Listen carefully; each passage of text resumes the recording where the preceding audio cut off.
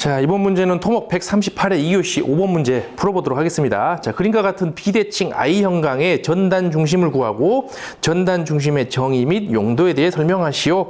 자, 단 플랜지 폭 B1이 100mm, 여기가 100mm네요. 100mm, 여기가 150mm, 중심 간 거리는 350mm며 플랜지 및 외부 두께 T는 모두 10mm다. 자, 그리고 치수를 볼 때 꼭 확인하셔야 될 것이 전단 중심 문제는 이제 저기 1축에 대해서는 항상 비대칭으로 나오죠. 한 축에 대해서는.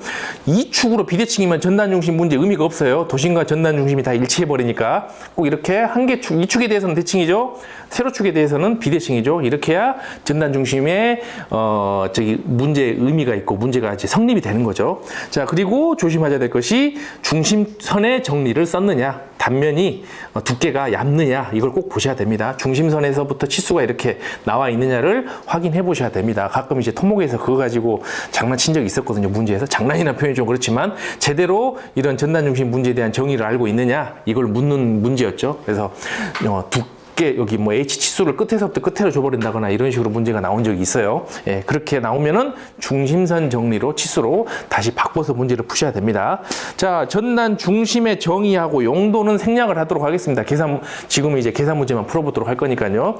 이것까지 써주셔야 돼요. 네, 써주셔야 됩니다. 전단 중심 문제 보면은 제 경험상 이렇게 전단 중심 거리 구하시오 해가지고 거리 딱 구하면 그것만 구했다 그러면 한 75점 만점에 제가 볼 때 잔류야 50점 이 정도로 점수를 확 낮게 주는 경향이 있습니다. 왜냐하면 풀이 자체가 너무 쉬워요. 예, 그렇기 때문에 좀 이렇게 글을 쓰는 부분에서 여러분들이 좀 많이 써주셔야지 고득점을 노려볼 수가 있는 문제가 되겠습니다. 자, 전단 흐름은 항상 끝에서부터 끝으로 간다 그랬죠. 정확하게는 단면 1.5m가 0인 곳에서부터 0인 곳까지. 예, 이런 식으로 전단 흐름이 형성이 되고요.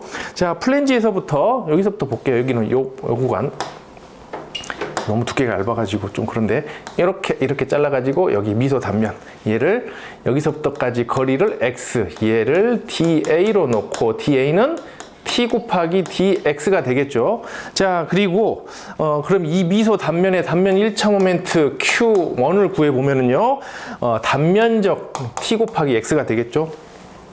t 곱하기 x. 그 다음에 도심에서부터 단면적까지의 거리 2분의 h가 되겠습니다. 얘가 단면 1차 모멘트가 되고, 여기선 또 서로 비대칭이니까 요거 미소 단면 봐야죠. 그럼 여기도 x, 얘도 da는 똑같이 t 곱하기 dx니까 여기를 2번으로 놓을게요. 그러면 q2도 근데 다행히도 똑같아요. Q1이든 Q2든. 자, 여기서 가는 게 Q1, 여기서 가는 게 Q2 이렇게 놓겠습니다.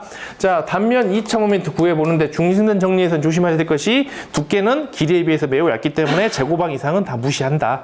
이거를 꼭 기억해 두셔야 됩니다. 자, 먼저 외부 부분 12분의 T 곱하기 H의 3승이 외부 부분의 단면 2차 모멘트가 되고, 플랜지 부분은 2 곱하기 그 다음에 플랜지의 두께 12분의 T 아니죠? B 그냥 B라고 해버릴게요. B 여기서 B는 B1 플러스 B2다 이렇게 놓고 B 곱하기 T의 3승 플러스 B 곱하기 T 곱하기 2분의 H의 제곱. 예, 저기 평행축 정리 써주면 되겠죠. 자, 그런데 여기 얘는 미소 무시 해서 끊어버리면 되겠습니다. 그러면 단면 2차 모멘트가 1.88854 곱하기 10의 8승 mm의 4승이 되겠습니다. 자, 그런 다음 여기 1번 구간과 2번 구간 각각에서의 전단 응력. 먼저 1번 구간의 전단 응력은 I 곱하기 T분의 V 곱하기 Q1이 되고, 2번 구간에서의 전단 응력은 I 곱하기 T분의 V 곱하기 Q2가 되겠죠. 근데 Q1, Q2가 똑같으니까 타우1, 타우2도 결국에는 똑같겠네요. 자, 그런 다음 타우1을 적분하게 되면은 이렇게 F1이 되겠고, 타우2를 적분하면 이렇게 F2가 되겠습니다. 원래는 요거 F3도 구하긴 구해야 돼요. 근데 F3는 구할 필요가 없죠, 굳이. 예, 그냥 중심, 여기 지나가는 여기 가운데, 외부의 가운데 부분을 중심으로 나중에 모멘트에 대한 평형 방정식 구하면 되니까 굳이 F3는 0 돼 버립니다. 구해봤자 구할 필요가 없습니다. 자, 그래서 F1부터 계산해주면 F1은 전단 응력을 단면적으로 곱한 거기 때문에 인테그랄 0부터 B1까지 타우의 da는 T 곱하기 dx 얘를 계산해주면 되겠죠.